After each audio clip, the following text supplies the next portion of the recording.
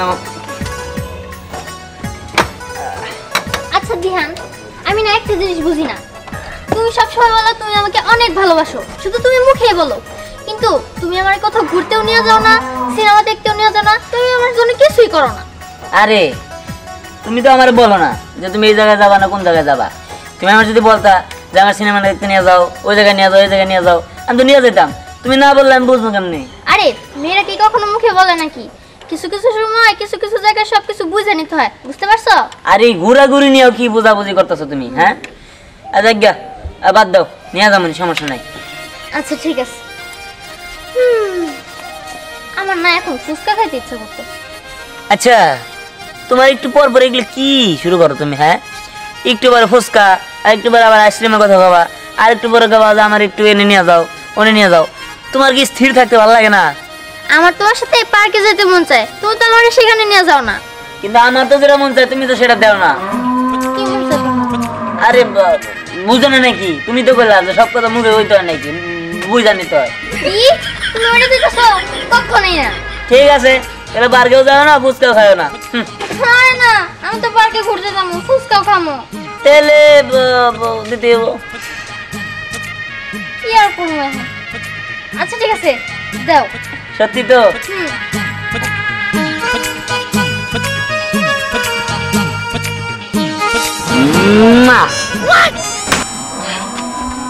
এই তুই কি শুরু করছস? হ্যাঁ এই তোর তো বাপ গতিক ভালো থাকতেছে না। কি করছি? কি করছস? হ্যাঁ তোমার পোলায় কি করছে? কি করছে আমার পোলায়? আমি এনে বইয়া মোবাইলে একটা জিনিস দেখ করেছি, তোমার পোলায় আইয়া আমি তোমার দিছে। ও এই কথা? এটা খারাপ কি? তুমি তো সুমা দাও না, পোলাই তোমার সুমা দিছে। হ্যাঁ খারাপ না, যদি পোলায় আমারে চুমা দিত। পোলায় তো আমারে চুমা দেয় নাই, নিশ্চয় কোনো গন্ডগোল আছে। ও চুমা দেওয়ার সাইজ অন্যরকম। আচ্ছা কথা কও। আমি যাই। এই যে দেখছো তোমার পোলা ভাইগা গেছে গা, নিশ্চয় কোনো কাহিনী আছে। আরে কি আর কাহিনী আছে? তুই তো তোমারই সুমা দিছে। হ্যাঁ তুমি যে কি কও না, আমারে তো কোনদিন এটা ভালো করে সুমা দিলে না। পোলা কাছে শিখো কেমনে সুমা দিতে হয়। চুমা দিলাম না? মনে হয় যে তোমার চুমা ছাড়াই থইছিলাম এতদিন না, তাহলে একটা দেই দাও। কাজের কথা শোনো, ওরা যেহেতু এই অবস্থা, তাড়াতাড়ি একটা বিয়ে দেওয়ার ব্যবস্থা করো। আচ্ছা শোনো, পোলা আইলে পোলারে জিজ্ঞাসা করো মেয়ে ডাকেরা যারে বাইরে আমার কাছে চুমা দিছে। আচ্ছা ঠিক আছে, তাহলে জিজ্ঞেস করমুনি।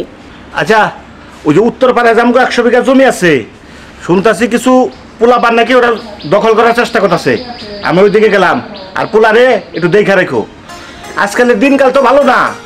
আচ্ছা ঠিক আছে, তুমি কিন্তু সাবধানে যাও। আচ্ছা ঠিক আছে আমি যাই। আচ্ছা। আরে আমি কতক্ষণ ধরে তোমার জন্য অপেক্ষা করতেছি। আরে আরেকটু অপেক্ষা করো, আমি একবারে কাছাকাছি এসে পড়ছি। আর তুমি তো কখন দিয়ে বলতেছো কাছাকাছি এসে পড়ছো, কই তুমি?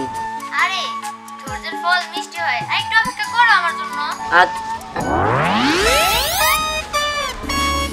শুন বাবা, তোর একটা কথা বল, তুই আমার একমাত্র পোলা, আর তুই এমন কিছু করিস না যাতে এলাকায় আমার মান ইজ্জত নষ্ট হয়, বুঝলি? ঠিক আছে বাবা, তুমি কোনো চিন্তা করো না। আর শোন, তোর মার দিকে খেয়াল রাখিস, বুঝলি? আচ্ছা আচ্ছা আমি যাই। আচ্ছা বাবা।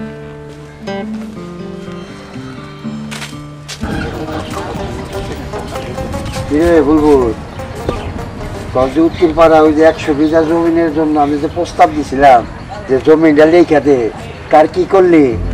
দেখেন চেয়ারম্যান সাহেব, আপনার আমি আগেও বলছি ওই জমি আমি লিখে দিতে পারবো না, ওটা আমার বাপ দাদার সম্পত্তি, ওটা আমি আপনার লিখে দেবো কেন? শোন, ওই 100 বিঘা জায়গার মধ্যে আমি একটা ইন্ডাস্ট্রি করুম, বুঝা দেখ, বুঝছস? আর তা না হলে তুই যদি পয়সা না থাকস জমি রক্ষা করবো কে? দেখেন আপনি আমার হুমকি দেন আর যাই করেন, ওই সম্পত্তি আমি লিখে দিতে পারবো না। এই তুই কার সামনে দাঁড়িয়ে এই কথা কইতাছ? একবার ভাবছ? ওই তোর কিন্তু একদম শেষ করে দিমু রে। বেয়াদব। বুলবুল,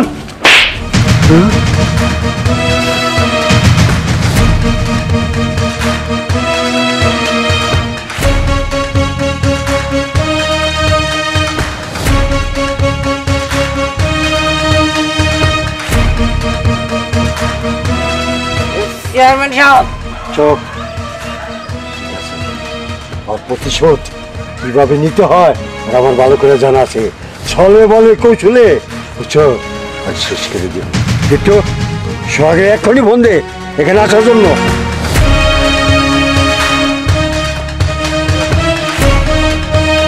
সোহাগ, আচ্ছা দিহান, আমরা তো রিলেশন করতেছি অনেক দিন হয়েছে, তুমি আমাকে বিয়ে করবা কবে? আরে দেখো, আমি তো এখন কোনো চাকরি বাকরি করি না, আর তাছাড়া কোনো কাজকর্ম করি না। তোমার বিয়ে করে নিয়ে যায় খাওয়া মুখি, একটা চাকরির ব্যবস্থা হোক, নাহলে একটা কাজের ব্যবস্থা হোক, তারপর তোমার বিয়ে করি। তার আগে তাছাড়া তোমার বাবা মা তো আমার কাছে দিব না। দেখ স্নেহা, তোরা যে বিয়ের বিষয়ে আলাপ করতেছস, তোর বাবা কি দিহানের সাথে বিয়ে দিবে? আরে দিবে, বাবাকে আমি ম্যানেজ করতে পারবো, কিন্তু দিহানই তো সমস্যা। ওর চাকরিটা হইলে তো বাবারে বলতে পারবো না। আচ্ছা ঠিক আছে, তুমি কোনো চিন্তা করো না, আমি দেখবো নি চাকরির ব্যবস্থা হয় কিনা। বুঝতে পারছি, খালি তোরাই বিয়ের আলাপ করিস রে। আমারও তো এদিকে বয়স অনেক হলো, কিন্তু দেখ একটাও বিয়ের আলাপ করার মানুষ পেলাম না। আচ্ছা দিহান, তোমার বন্ধু বান্ধব আছে না? আমার বান্ধবীর জন্য একদিন তোমার একটা বন্ধু নিয়ে এসো তো। আচ্ছা ঠিক আছে। না না, আমার লাগবে না, আমি এমনি তোদের সাথে মজা করার জন্য বলছি।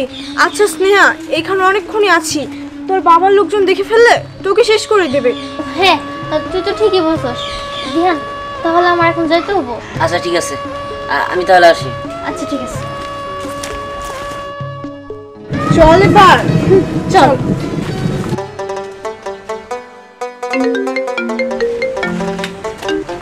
হ্যালো, কে? কি আমার বাবা মারে ধরে নিয়ে গেছে? কোন জায়গায়? সোনাদিয়া বাগান বাড়ি? কিন্তু কেন? আরে আচ্ছা আচ্ছা ঠিক আছে, আমি দেখতেছি। না, আমি কখনোই সম্পত্তি লিখে দেব না। তুই কখনো সম্পত্তি লিখে দিবি না? তুই ভাইয়া ব্যাং হইয়া আর্থিক কবরে রাখতে দিস, প্রতিশোধ কি এখনই দেখতে পাবি? মানে হওয়া খাই ভাই, বস, আমার স্বামীকে কিছু করো না তোমরা। তুই তার স্বামীকে বল ওই উত্তর চহের 100 বিঘা সম্পত্তি এখনই রেখে দিতে, রেখে দিলে তোর সুসম্পন্ন ছেড়ে দিবে। গেলাম চৌধুরী, দেখ আমার বাবা আমার ছেড়ে দে। শোন, ছেড়ে দিতে পারি, তোর ভাবি এই চৌধুরী গালে চোর মারছে। শোন, আমি মারতে যখন তখন মারিয়া দিতে পারতাম, আমি মারবো না। আমি চাই তার পোলারে প্রতিশোধ নিব। যদি তার বাপ মাকে বাঁচাইতে চাস তাহলে তোর বাপের চোর মার, তোর মায়ের মার। দেখেন, আমি এটা করতে পারবো না, আপনারা আমার বাবা মারা ছেড়ে দেন। তুই তোর বাপরে মারতে পারবি না, না। তোর মায়ের মারতে পারবি না। দেখ তোর চোখের সামনে তোর বাপ মায়েরে একবার চিরদিনের মতো শেষ করে দিচ্ছে।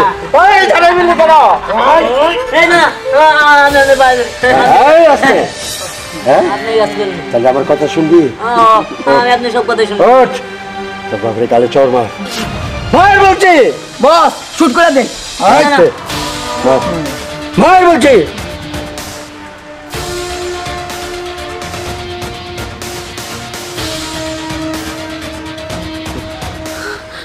না দিহান, দিহান না। মজা হবে এবার।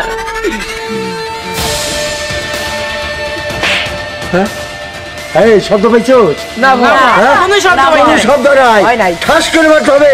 আমারও ঠাস করে মারছিল, এইভাবে হাউস করে মারতে হবে। ধরে ধরে মার মার মার। বস ধরে ওটা শুট করে দে। আমি মারতেছি না দিহান, না দিহান।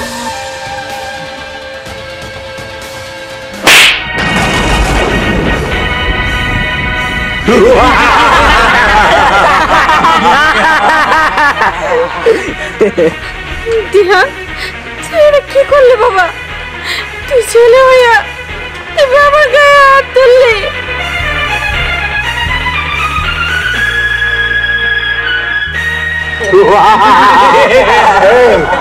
শোন, সামান্য চেয়ার হয়ে শিল্পর হাতে আছো লড়াই করতে।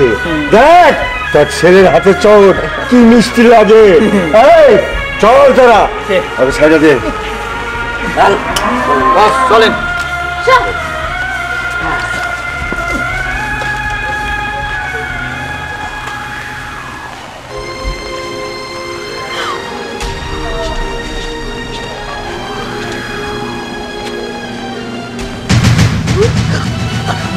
বাবা বাবা বাবা বাবা বাবা কি হলো তোমার? বাবা বাবা বাবা বাবা বাবা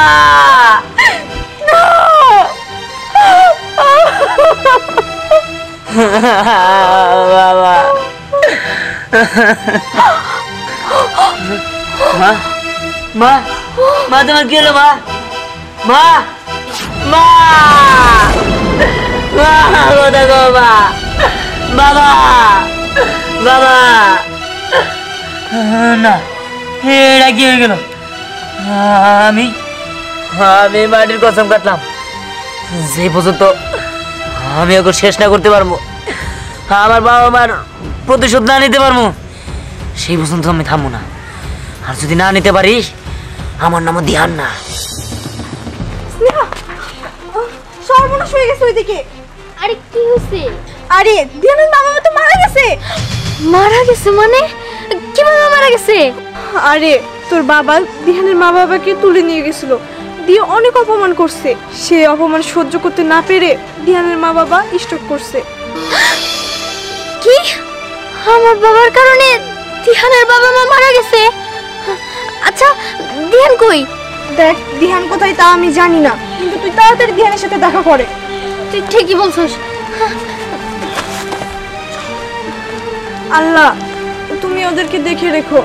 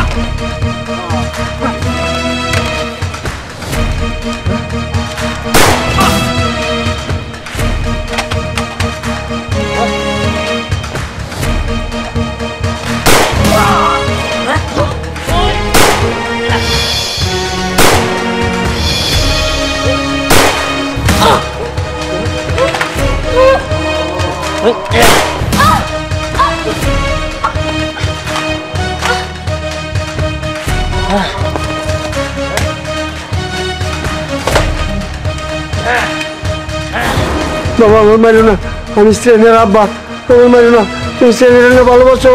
এই চুপ! শুধুমাত্র তোর জন্য আমার বাবা মা স্ট্রোক করে মারা গেছে। হ্যাঁ আমি তার প্রতিশোধ নিমই। আমি তোরে একদম শেষ করে দিব।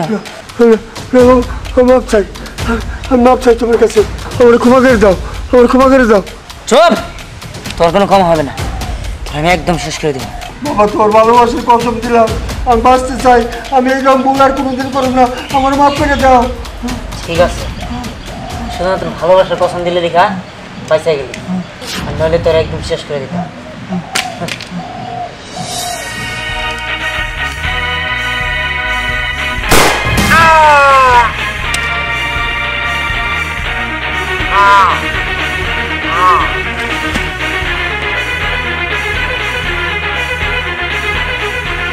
তুমি এটা কি করলা?